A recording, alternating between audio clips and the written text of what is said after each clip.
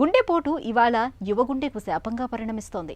అస్తవ్యస్తమైన జీవనశైలి, శృతిమించిన ఒత్తిడి, ఆందోళనలు, పొగ, మద్యం వంటి చెడు అలవాట్లు, ఒక తీరు తెన్నులేని ఆహారపు అలవాట్లు ఇవన్నీ కలగలిసి యువగుండెపై ఒత్తిడిని పెంచుతున్నాయి. గంటల తరబడి కూర్చొని పనిచేయటం, శరీరానికి చాలినంత శ్రమ లేకపోవటం, హై బీపీ, కొలెస్ట్రాల్, షుగర్ వంటి జబ్బులు చిన్న వయసుకే గుండె ఆరోగ్యాన్ని ప్రమాదంలోకి నెడుతున్నాయి. ఫలితంగా నడి వయసులోనే గుండెపోటు ప్రమాదం ముంచుకొస్తుంది. ఈ నేపథ్యంలో యువతలో గుండెపోటుకు కారణాలు, పరిష్కార మార్గాల గురించి ఇప్పుడు తెలుసుకుందాం.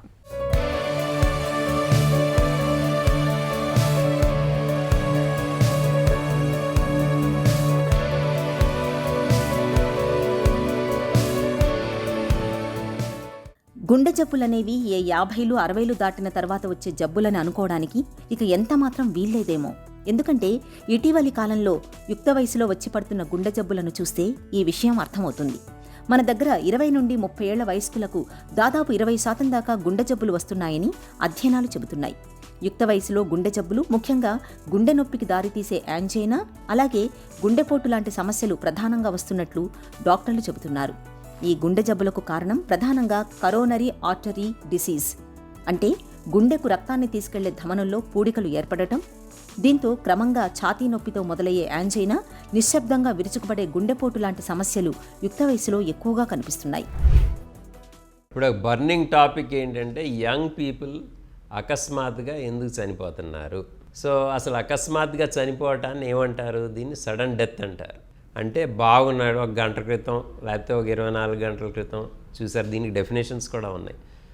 అందరూ చూశారు, ఒక 10 మంది చూశారు, బాగున్నాడు మనిషి. సడన్లీ ఇంటికి వెళ్ళాడు, ఎవరు చూడలేదు, చనిపోయి బెడ్ మీద ఉన్నాడా, లేకపోతే ఎక్కడో పడిపోయి ఉన్నాడా, టాయిలెట్లో పడిపోయి ఉన్నాడు. దాన్ని అన్విట్నెస్డ్ కార్డియాక్ అరెస్ట్ అంటారు. అంటే సడన్లీ చనిపోయారు, హార్ట్ ఆగిపోయింది. యూజువల్లీ సడన్లీ చనిపోవటానికి 90% మందిలో కారణం హార్ట్ సడన్లీ బీటింగ్ ఆగిపోవటం. దాన్ని కార్డియాక్ అరెస్ట్ అంటారు.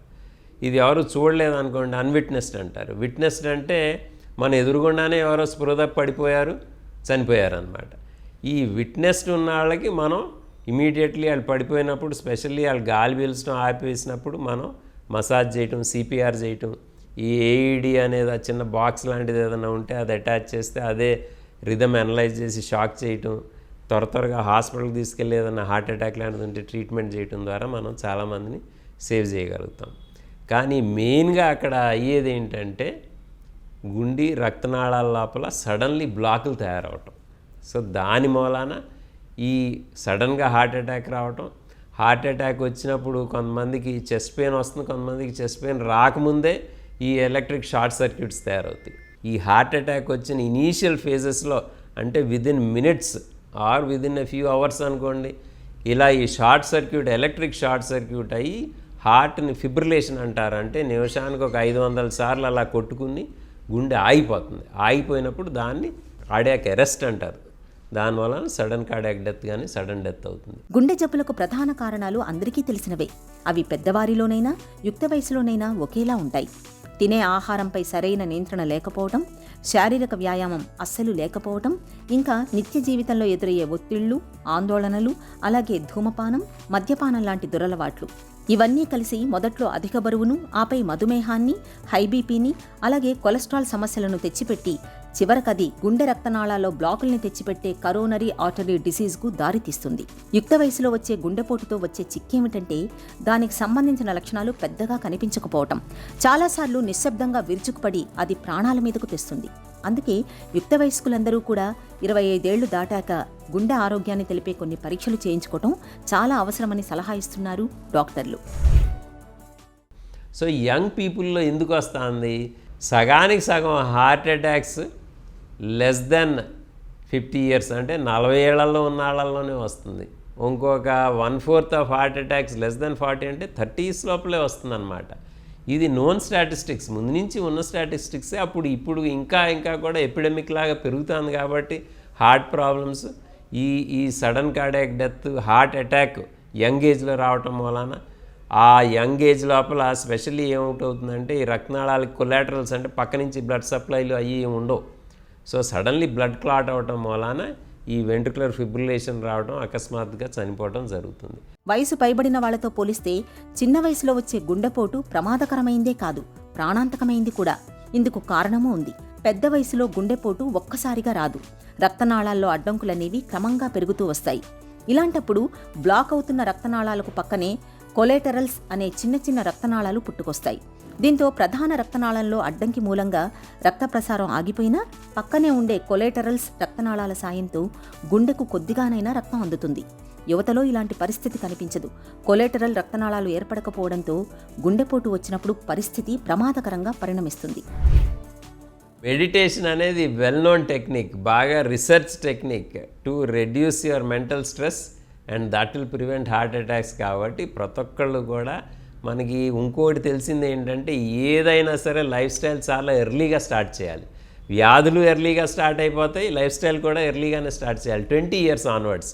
మీకు ఇప్పుడు అమెరికన్ హార్ట్ అసోసియేషన్ ప్రకారం మీకు షుగర్ ఉందా, బీపీ ఉందా, కొలెస్ట్రాల్ ఉందా కూడా 20 years ఆన్వర్డ్సే చెక్ చేయాలి, 50 ఏళ్ళకో కాదు.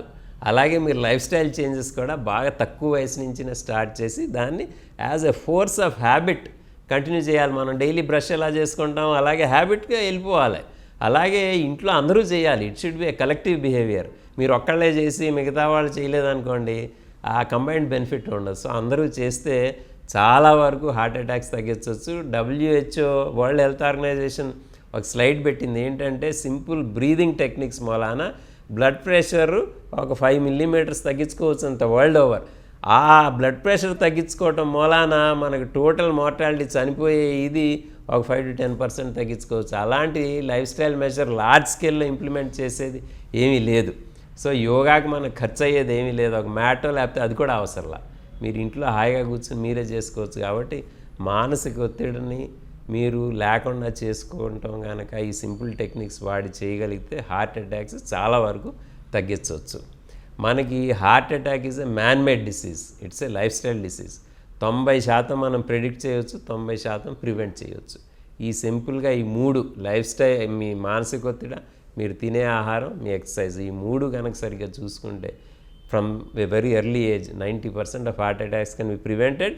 ఇది ప్రివెంట్ చేస్తే సడన్లీ అకస్మాత్తుగా చనిపోవడం అనేది ఆటోమేటిక్గా ప్రివెంట్ అవుతుంది. సమతుల ఆహారం తీసుకోవడం, నిత్యం కనీసం 1 గంట పాటు వ్యాయామం చేయటం, ఆందోళన, ఒత్తిళ్లను తగ్గించుకునే విధంగా యోగా, ధ్యానం, పుస్తక పఠనం లాంటి కొన్ని మంచి వ్యాపకాలను ఆశ్రయించడం, ధూమపానం, మద్యపానం లాంటి అలవాట్లకు దూరంగా ఉండడం ద్వారా గుండె రక్తనాళాలు ఆరోగ్యంగా ఉండేటట్లు జాగ్రత్త పడవచ్చు. తద్వారా యువతరంలో గుండె పనితీరు భేషుగ్గా ఉండే విధంగా చూసుకోవచ్చు.